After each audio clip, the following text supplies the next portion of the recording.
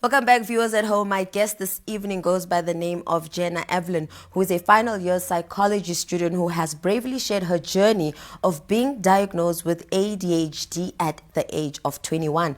After years of misdiagnosis and struggles with her mental health, she has used her personal experience and her academic background in psychology to educate others about the implications and benefits of neurodiversity. Now, Jenna is also passionate about creating a more empathetic, not sympathetic, empathetic, inclusive, and understanding environment in workplaces, schools, and society at large. She joins me this evening to just give us more insight on how we can all contribute and play a role in, making this world more inclusive. Good evening, Jenna, and welcome to INX Prime. Evening, Maimuna. It's lovely to be here. Thank you. Now, years of being misdiagnosed, and I think behind the scenes you were sharing how your home was quite, I can say, chaos.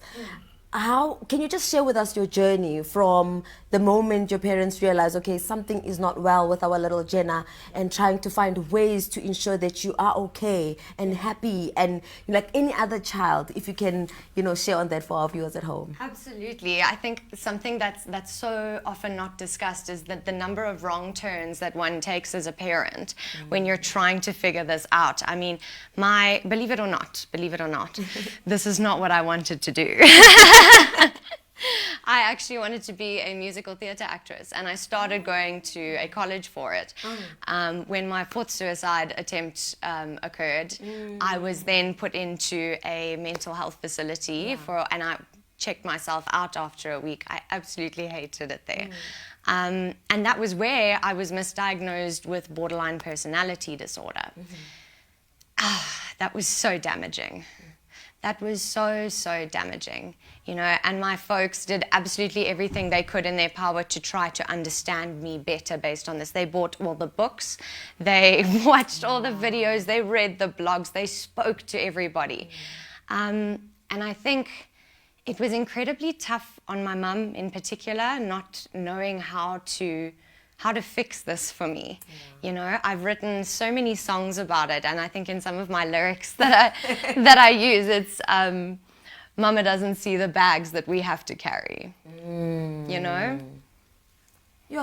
Now, Jenna, you shared that in your journey you were misdiagnosed, right? And then you were then diagnosed with borderline personality disorder, and you're saying that was quite catastrophic for you. Yes. What was it about it that was quite catastrophic? Was it the just misunderstanding the term of it, or the concept, or maybe like after you read on what it entails, the scary part, and also what exactly led to your suicide? And I think it's very imperative that we understand this, because it could be internal, it could be external, or it could be a combination of both internal and external. Yes, yeah, absolutely. Well, I mean, considering that it was my fourth suicide attempt and final one.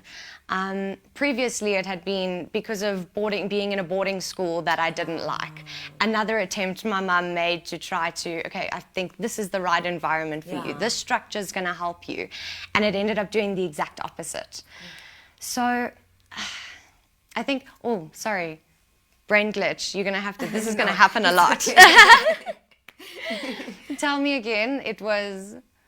You're now understanding that you have a borderline personality disorder. What did that make you feel like, oh no, what is this? Was it because you didn't understand what it is? Or just after Googling and you were like, no, this can't be me? Yeah, no, absolutely. Actually, when I Googled it, I was amazed at how many of the symptoms I really did identify with.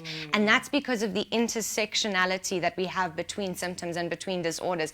You would be amazed to hear the number of symptoms that people with ADHD like me experience, as opposed to people who have bipolar disorder. And there are so many similarities in a lot of those symptoms. It's just really in the ways that it affects us that differs. So I think when I was walking around for 2 years thinking, oh my gosh, I've got BPD, now who's gonna love me? Who's gonna want me now?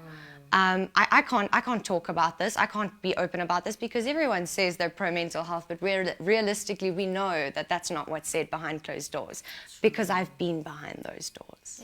And You know what I mean? You can imagine like someone who has, Yeah. ADHD, and you're finding a conversation that is sort of like stigmatizing this, and it's like Yes. you're even scared to now say, actually, I am someone who's actually Yes. diagnosed with this.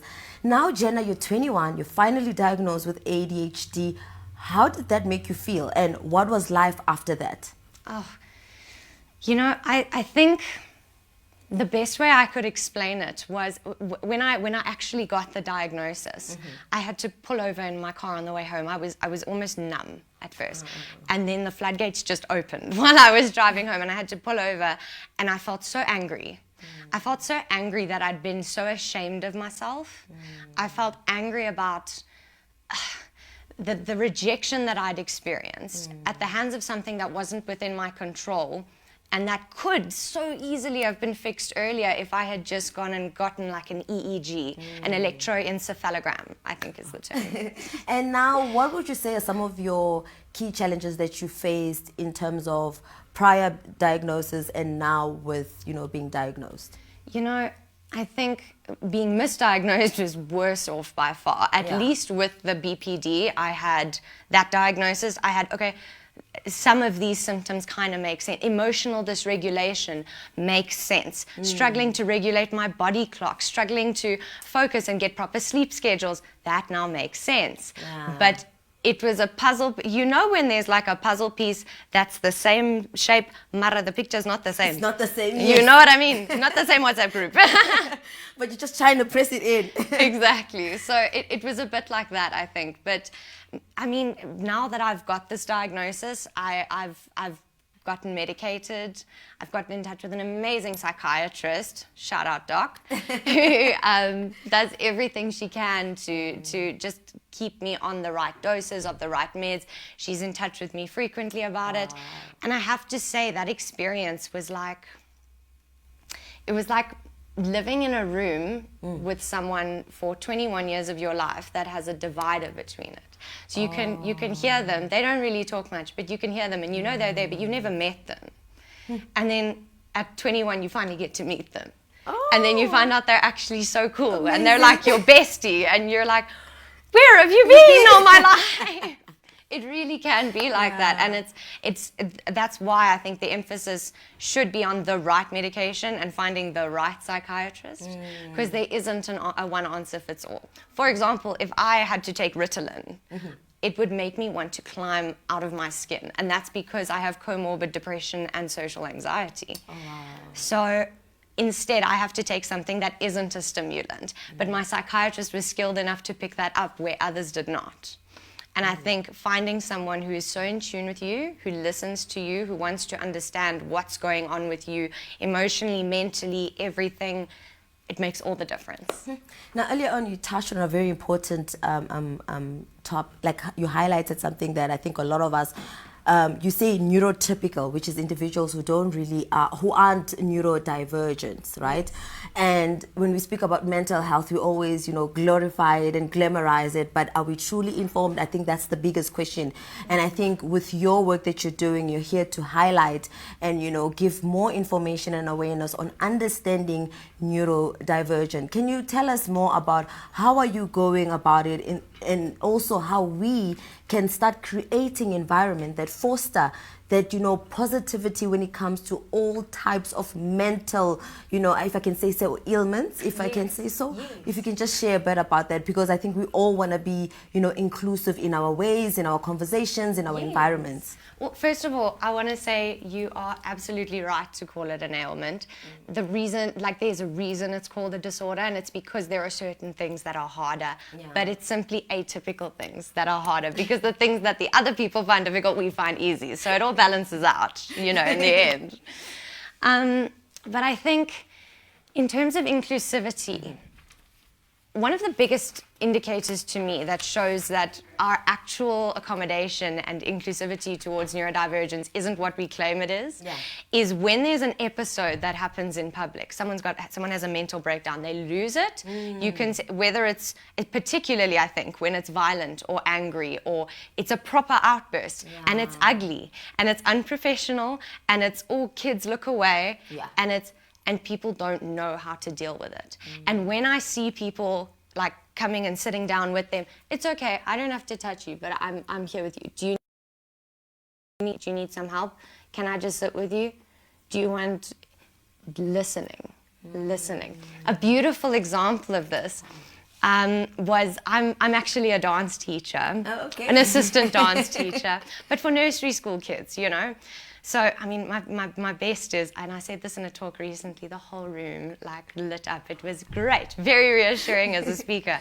You know, as a nursery school dance teacher, I've got these kids going, you know, head, shoulders, knees and toes, while I'm going, phone, wallet, vape and keys, just trying to make sure that I don't, you know, forget anything. Yeah. And I had this one kid in one of my classes, let's call him Nabil, right? And Nabil, I think, is about 3, if I'm not mistaken. And I wrote a blog about him recently because it was just such a teachable moment. Yeah. We walked into the class, he was a new kid, and immediately, right away, all the kids start taking off their shoes, they know the drill, and he doesn't want to take off his shoes. He's not having it, eh? And so there was an assistant teacher there helping me that day because the main teacher was like missing. I was like, I can't handle 10 hyperactive 2-year-olds, please help me. And you were there. Absolutely. And so there was an assistant teacher there with me as well, and she got really angry with him. She started coming at him saying like, no, what do you mean? You can't dance with your shoes on because then you can't point your toes. No. We reached a middle ground with him. He agreed, take the shoes off, keep the socks on. But now my interest is piqued. Yeah, you know what I mean? Yeah. Now I want to know. So we start dancing. I turn the music on and I start doing the moves and the kids start following and everyone's super excited and full of beans. And Nabil, he covers his head with his arms and he curls up in a ball and he's just rocking back and forth going like this. So the assistant teacher, of course, runs up to him. What are you doing? You can't dance if you're sitting down. No. And I just thought, wait, hang on a second. Isn't he saying something? I thought he was saying something. And she goes, what? Noisy. What do you mean noisy? It's music. You can't dance without noise. And I almost laughed that I didn't realize it sooner. Yeah. I walked to the back of the class. I turned down the volume on the speaker 2 notches. I came back. I didn't make a big deal about it. The kid doesn't want eyes on him at that point. And that's an important thing to realize. Don't be the, don't be that guy. Yeah. And the moment he realized that there were no more eyes on him and the music was a little bit lower, he got up and joined in the class. Wow. He had an auditory sensitivity. I don't know if he's autistic. I don't know if he's ADHD. I'm not a diagnostician at the end of the day, but I was listening. So all it takes is listening. Absolutely. And not just trying to, make other people conform to what we used to and what we used to doing. Now, in closing, unfortunately, we've run out of time because this was quite a beautiful conversation. What would be your message to neurotypical as well as neurodivergent individuals? I think at the end of the day, neurodivergents know we're different. We know when we are reacting in a way that's abnormal, but we can't help it, and we also can't explain why we can't help it, which makes us feel like we're monsters. That is solidified by people who don't understand these conditions, who don't understand that these can be harnessed into real superpowers. Believe you me, I'm a living testament. And I think just realizing, even in those really, really ugly moments of violence, of anger, that this comes from somewhere.